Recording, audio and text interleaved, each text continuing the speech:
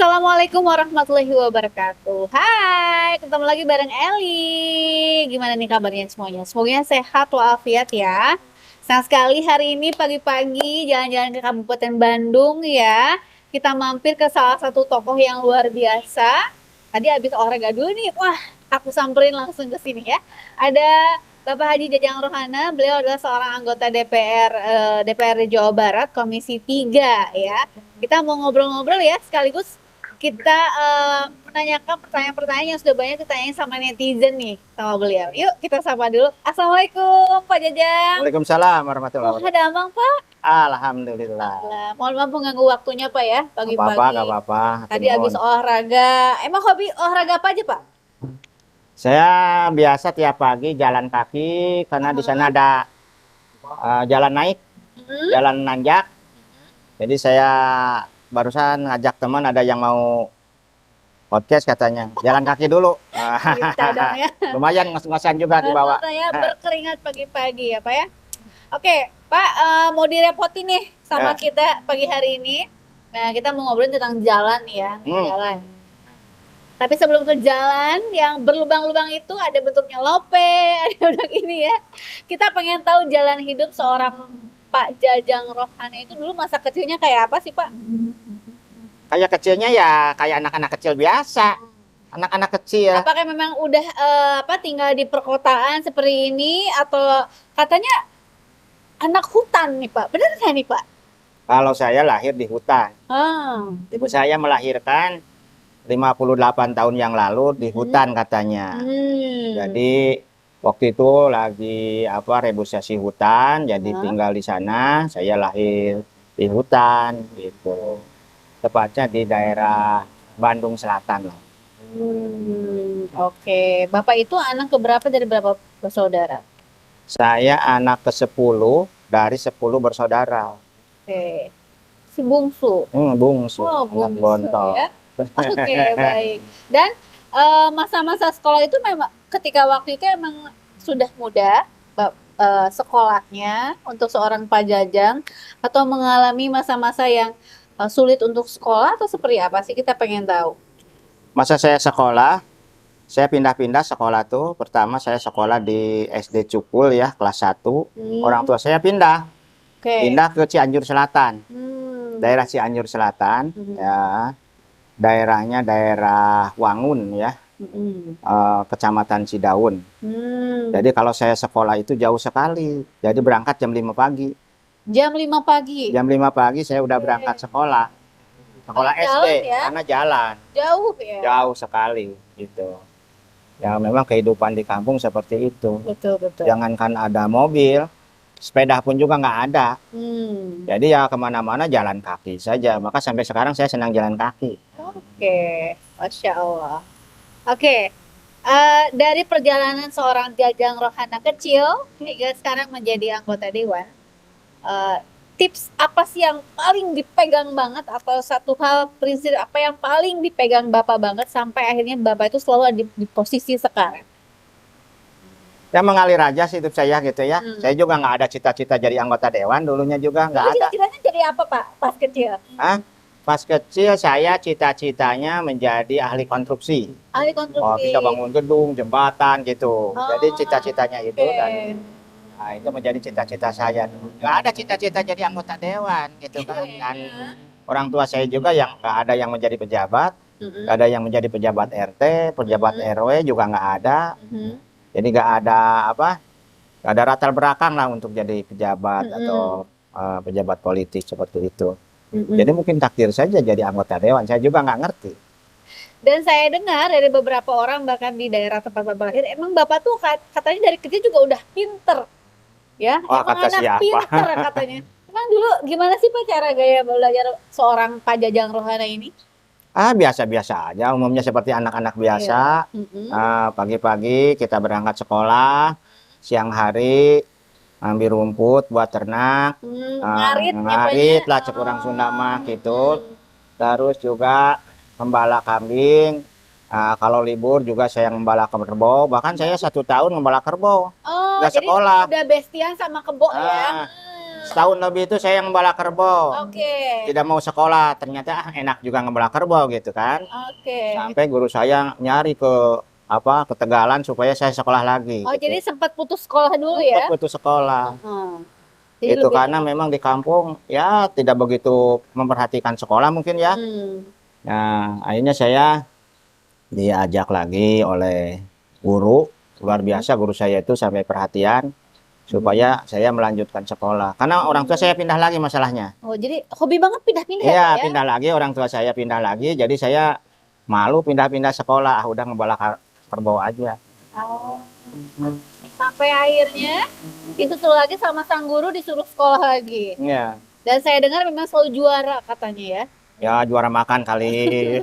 Emang pinter kayaknya selalu juara ini ya. Keren deh Pak ya. Oke, habis ini kita bakal ngomongin tentang fungsi beliau atau keseharian beliau di Komisi 3 DPRD Jawa Barat. Seperti apa? Jangan kemana-mana.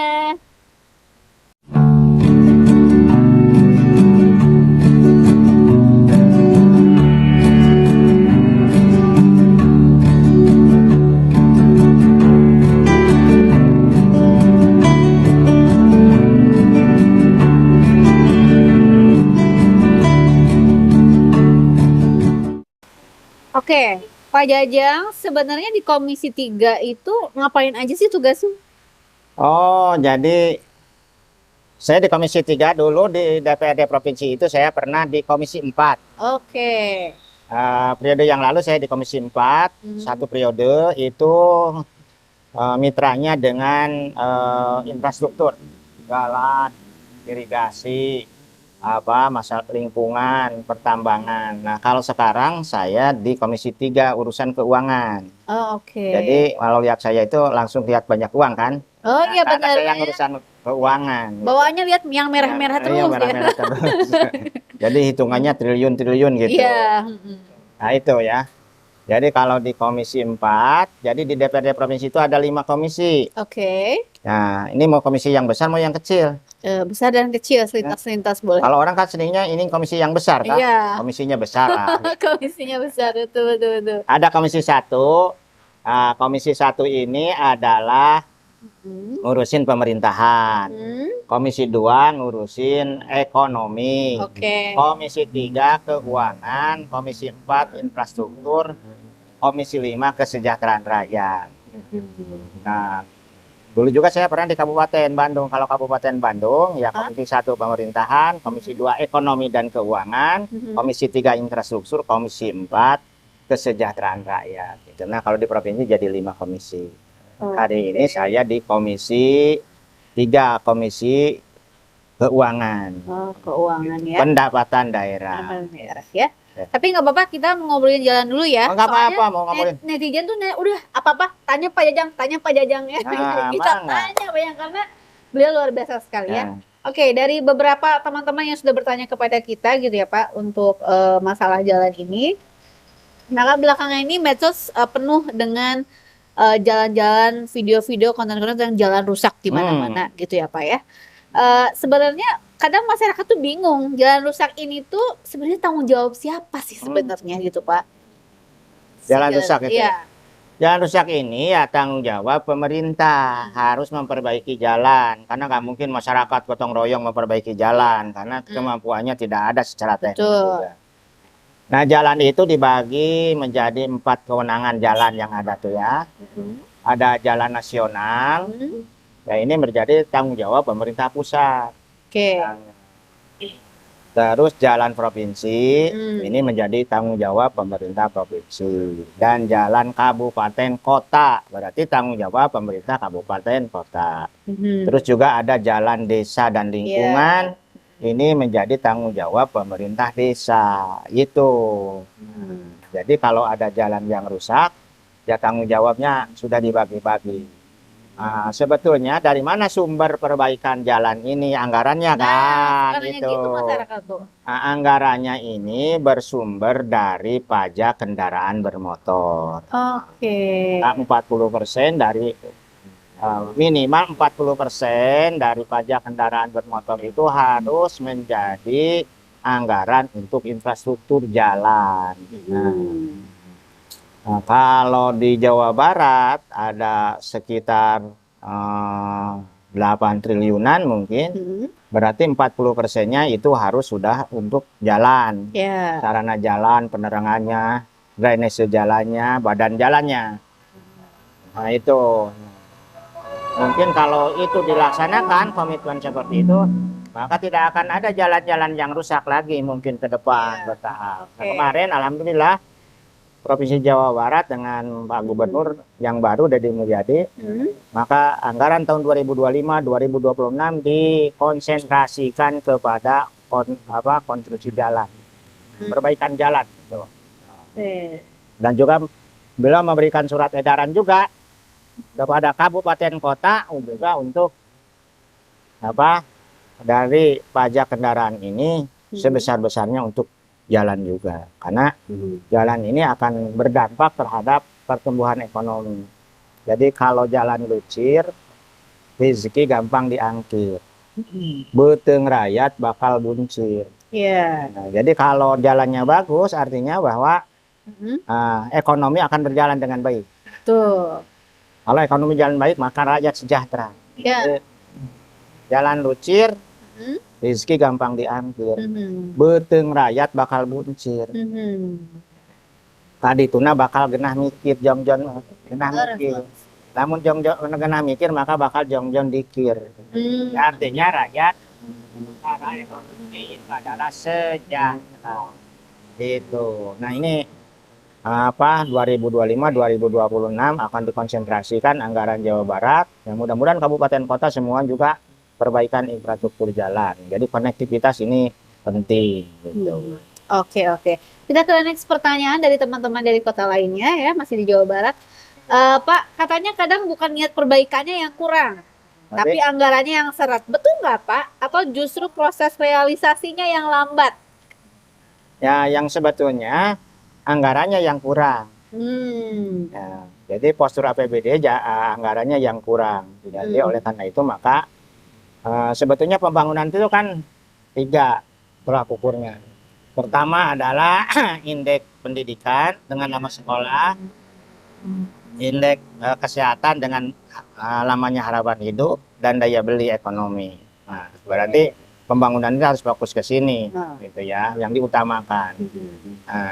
Maka core-nya berarti bagaimana aktivitas sekolah kepada masyarakat supaya masyarakat yang diperhatikan itu yang rawan untuk meneruskan pendidikan, gitu kan. Maka diukur dengan lamanya sekolah. Maka harapan ke depan fasilitas sekolah itu tersebar sampai ke kampung-kampung. Saya kan orang kampung, kan sekolah dulu susah, jalan kaki jauh, harus kos, biaya mahal. Nah, mungkin ini harus seperti itu. Nah, kesehatan juga mungkin harus mulai bergeser pemerintah itu programnya, bukan hanya mengobati masyarakat, tapi bagaimana memberikan penyuluhan kesehatan, jadi promosi kesehatan itu supaya gaya hidupnya sehat. Ini yang harus digencarkan. Nah, sehingga masyarakat itu sehat, dan juga pencegahan dari penyakit-penyakit. Yang ketiganya tadi ekonomi. Nah, ekonomi akan kaitannya dengan infrastruktur. Kalau infrastrukturnya bagus, maka investasi akan datang, akan jalan, maka akan tumbuh perekonomian. Nah, akhirnya masyarakat juga akan ada dampaknya dari itu. Gitu. Kadang memang untuk menumbuhkan kesadaran untuk kesehatan itu agak susah juga ya, Pak ya. Itu. Oke, baik. Oke, Pak Jajang, apakah masyarakat bisa mengakses informasi soal proyek jalan, gitu ya? Kalau biar tahu gimana prosesnya, terus juga mana yang ngaret, terus bisa lapor kemana kalau misalnya jalan itu terbengkalai gitu, Pak? Ya sebetulnya kalau sekarang kan sudah terbuka informasi. Betul. Jadi sekarang itu yang sangat terbuka. Saya lupa ininya ya, websitenya Jawa Barat ada. Nah, jadi biasa lapor ke pemerintah provinsi Jawa Barat. Kalau jalan itu provinsi Jawa Barat. Kalau kabupaten ya ke kabupaten. Itu ya. Terus juga kalau desa ya ke desanya gitu. Langsung saja. Sekarang kan gampang komunikasi itu gitu. Betul ya. Kalau ke saya juga bisa. Jadi lapor ke saya juga bisa. Saya sering sekali juga mendapat laporan dari masyarakat berkaitan dengan permasalahan tadi. Ada jalan bolong, ada drainase yang enggak ya oleh saya tinggal dikirim saja kepada dinas terkait. Ya. Nah, gitu. Jadi bukan saya yang datang ke sana. Nah, kalau saya kan wakil rakyat, bagian saya menyampaikan. Nah, mungkin banyak juga anggota-anggota dewan dari kabupaten, kota, provinsi, pusat. Nah, laporkan saja kepada mereka, sampaikan. Tetapi kalau masyarakat yang ada masalah, ya bisa juga sampaikan ke saya. Oke. Kalau perlu nomor telepon saya silakan.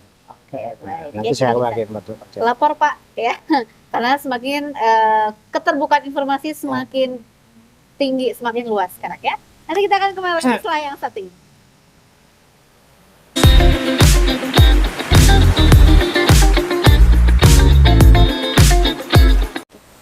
Oke Pak, kita ngobrol-ngobrol tentang Komisi 3 nih Pak ya. Sebenarnya tadi lingkup tugas dan fungsi utama di Komisi 3 itu apa aja sih Pak, kalau bisa dijelasin lagi? Kalau di Komisi 3 ini urusan keuangan, artinya lebih kepada pendapatan daerah Provinsi Jawa Barat. Sumber pendapatan Provinsi daerah-daerah itu di Spenda ini pertama dari pajak kendaraan, terus pajak air permukaan, terus juga pajak alat berat, terus juga dari kekayaan daerah yang dipisahkan, artinya BUMD.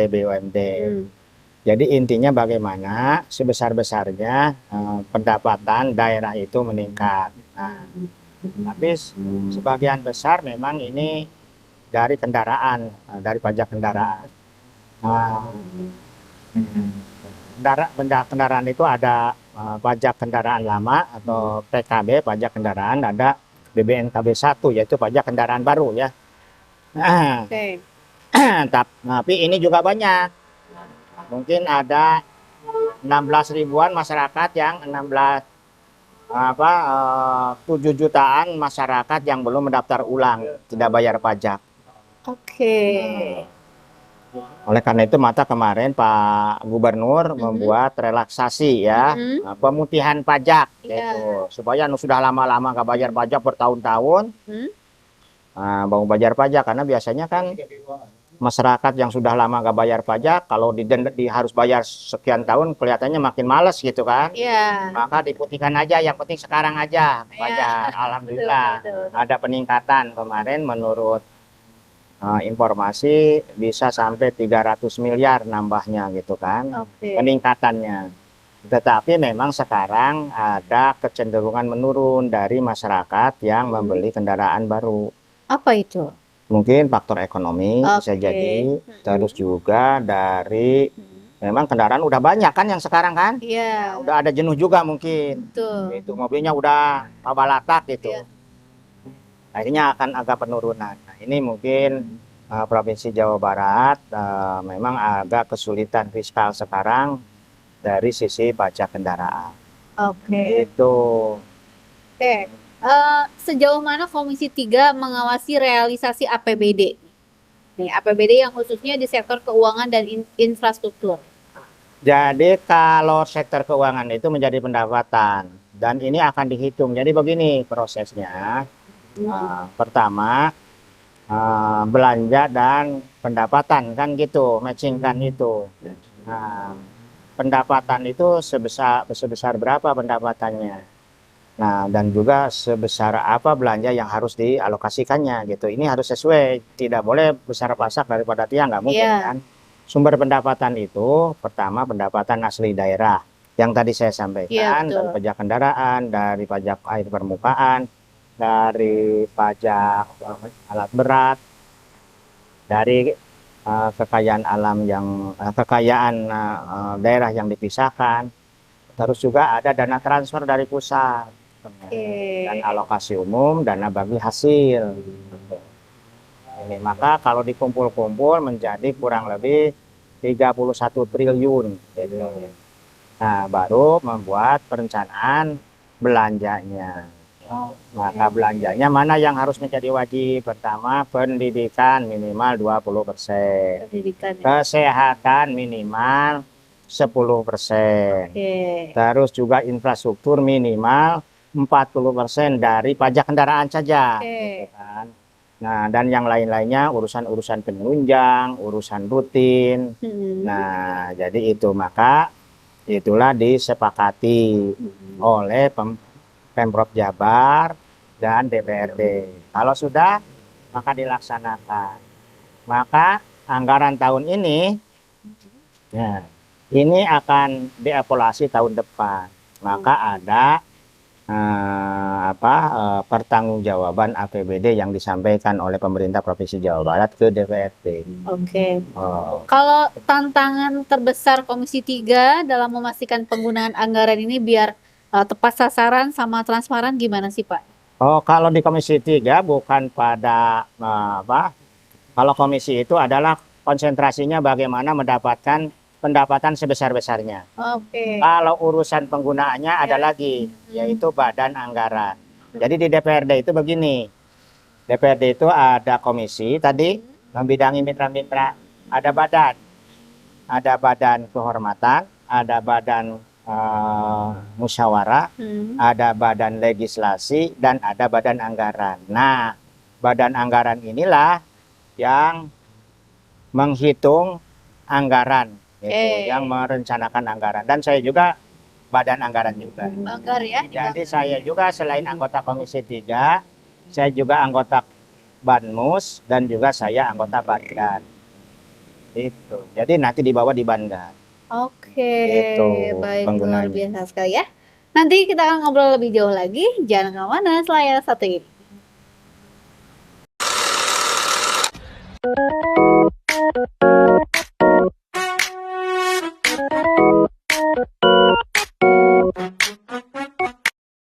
Nah, Pak Jajang kan sebagai anggota Dewan nih, gimana sih untuk menjawab nih aspirasi dari masyarakat itu? Ya, penjaringan aspirasi masyarakat itu pertama bisa melalui reses. Oke. Reses itu ada 3 masa reses dan 3 masa sidang kan, setahun itu 3 kali. Reses itu digunakan untuk menjaring aspirasi masyarakat. Yang kedua bisa ketemu langsung, juga bisa secara langsung bisa menyampaikan ke saya melalui telepon, WA. Karena saya ketika ketemu masyarakat saya selalu kasih nomor telepon saya. Jadi aspirasi itu bisa langsung saja kepada saya disampaikan, dan semua aspirasi yang disampaikan maka kita rekap. Masalah apa yang menjadi aspirasi masyarakat, maka itu menjadi kebijakan kita di praksi nanti. Maka pandangan umum praksi ketika setelah reses maka itu disampaikan di rapat paripurna.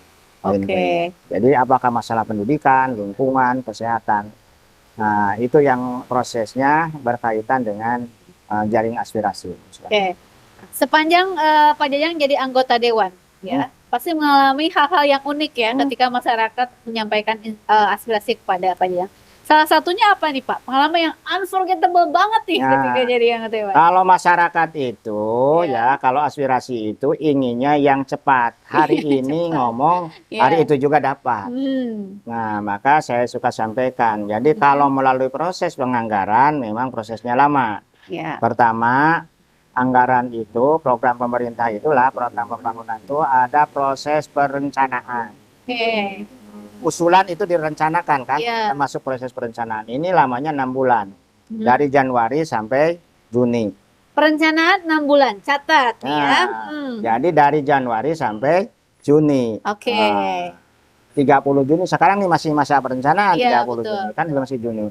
Nanti akan berakhir 30 Juni, maka kepala daerah akan menandatangani rencana kerja pemerintah daerah itu untuk tahun yang akan datang, tahun 2026.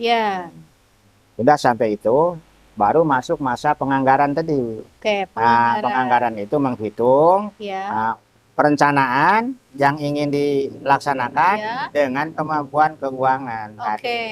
Nah, jadi keinginannya banyak mungkin, tapi kemampuan keuangannya terbatas. Maka ini akan masuk kepada kebijakan umum anggaran tadi dan skala prioritas. Jadi akan kemana nih? Nah, di tangan ayah sakieu lah gitu. Kahayang banyak, mana yang menjadi prioritas. Nah, itu dibahas. Nah, itu pembahasan anggaran ini dari bulan Juli sampai Desember. Juli sampai Desember. 6 bulan juga. Oke. Oh, itu 6 bulan juga. Nah, baru pelaksanaannya tahun depan kan. Jadi tahun 2026. Iya. Nah, tahun 2026 pun juga pelaksananya belum tentu di awal bulan, di awal tahun. Karena pembangunan yang kita akan laksanakan di tahun 2026, 2026 uangnya juga belum ada. Jadi uangnya juga belum ada. Ya. Jadi di tahun 2026 juga baru kita nyari uangnya. Cuman diperkirakan. Jadi perkiraan saja Ya, kan. betul. Karena tahun 2025 pendapatannya umpamanya 30 triliun. Diperkirakan 2026 mungkin bisa 31 triliun. Jadi uangnya belum ada. Jadi uangnya juga nyarinya juga di tahun 2026 juga. Gitu. Jadi pelaksananya belum tentu di awal tahun, kan belum ada uangnya awal tahun. Betul. Nah, gitu. Maka ini akan ada pembagian tribulan pembangunan itu disesuaikan dengan cash flow keuangan yang didapat oleh pemerintah Provinsi Jawa Barat. Maka ketika kita sudah merencanakan pembangunan, ternyata ada wabah COVID, ya tidak bisa dilaksanakan karena pendapatannya nggak ada. Nah, maka ada refocusing juga. Jadi fokus kemana lah yang akan utama gitu. Ya gitu. Oke, jadi kadang masyarakat tuh nggak ngerti pas tahap ininya loh Pak ya. Iya. Jadi kadang ketika menyampaikan, nah iya teh acan wae-nya misalnya suka gitu. Ternyata prosesnya seperti ini ya. Dari mulai perencanaan, penganggaran, terus ada keputusan, dan tahun depannya juga baru cari lagi anggarannya gitu ya. Gitu. Belum kalau terjadi hal-hal yang di luar yang kita pikirkan ya. Oke, sekali lagi terima kasih Pak Jajang atas waktunya. Mungkin closing statement boleh untuk masyarakat Jawa Barat, boleh? Silakan. Ya, masyarakat Jawa Barat. Nah, untuk pembangunan Jawa Barat, salah satu sumbernya itu adalah dari pajak. Jadi pembangunan itu paling besarnya dari pajak, dan salah satunya adalah pajak kendaraan. Nah, Gubernur Jawa Barat Pak Deddy Mulyadi membuat kebijakan reklasi pajak dengan pemutihan pajak ya, manfaatkan ini, gitu kan. Saya juga mengusulkan kalau memang masih banyak yang belum daftar karena memang keterbatasan personil di samsat itu kan berjubel ya. Nah, maka saya usulkan juga supaya diperpanjang kalau memang masih banyak belum daftar ulang. Karena pajak dari kita itu untuk Jawa Barat, untuk pembangunan di Jawa Barat. Ya, sumbernya dari pajak kendaraan. Ya, mudah-mudahan tahun ini mungkin dengan 2,4 triliun untuk jalan, mudah-mudahan nih jalan-jalan di Jawa Barat, khususnya jalan provinsi, ini menjadi jalan yang mulus lah, insya Allah. Gitu ya.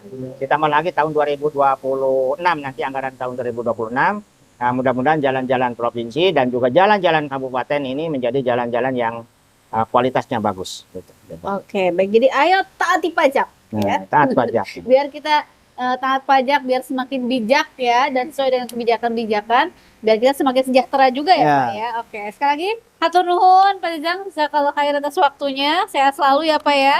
Oke, terima kasih untuk semuanya yang sudah nonton juga. Nanti kita akan ada episode berikutnya ya. Saya Hadi, pamit undur diri. Assalamualaikum warahmatullahi wabarakatuh. Dah.